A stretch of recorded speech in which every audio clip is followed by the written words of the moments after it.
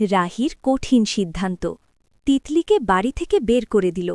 রাহি মনে মনে ভাবে, তিতলির এই আচরণ মোটেই সুবিধার নয়। আমি তিতলিরে ভালো মতো চিনি, ও কিছু একটা মতলব বাড়ছে, কিন্তু আমি এই বাড়িতে কোনো অশান্তি করতে দেব না। যে করেই হোক তিতলিকে বাড়ি থেকে বের করতে হবে। হ্যাঁ বন্ধুরা, আমরা এমনটাই দেখতে পাব শুধু তোমারই জন্য সিরিয়ালের আগামী পর্বে। দর্শক বন্ধুরা, আজকের পর্বে ছিল টান টান উত্তেজনা আর আবেগে ভরা অসাধারণ কিছু মুহূর্ত। নতুন আপডেট পেতে এখনই চ্যানেলটি সাবস্ক্রাইব করে বেল আইকন অন করে রাখুন, যাতে কোনো পর্ব মিস না হয়। পর্বের শুরুতেই দেখা যায় গোপালের প্রতিষ্ঠা আর পুজোর প্রস্তুতি।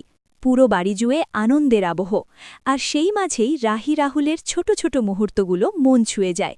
রাহুলের সামান্য আঘাতে রাহির দুশ্চিন্তা আর তার যত্ন দেখে বোঝা যায় তাদের সম্পর্ক ধীরে ধীরে গভীর হচ্ছে।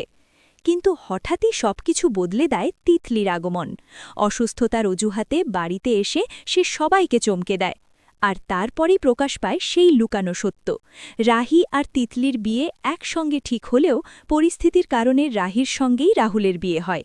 এই সত্য জানার পর পিসি ঠাম্মা ভীষণ ক্ষুব্ধ হয়ে ওঠেন। এত বড় বিষয় তার কাছ থেকে লুকানো হয়েছে, এটা তিনি কিছুতেই মেনে নিতে পারেন না। রাগের মাথায় বাড়ি ছেড়ে চলে যাওয়ার সিদ্ধান্ত নেন। রাহি আর রাহুল তাকে থামানোর চেষ্টা করলেও পরিস্থিতি আরও জটিল হয়ে ওঠে। আগামী পর্বে কি হবে?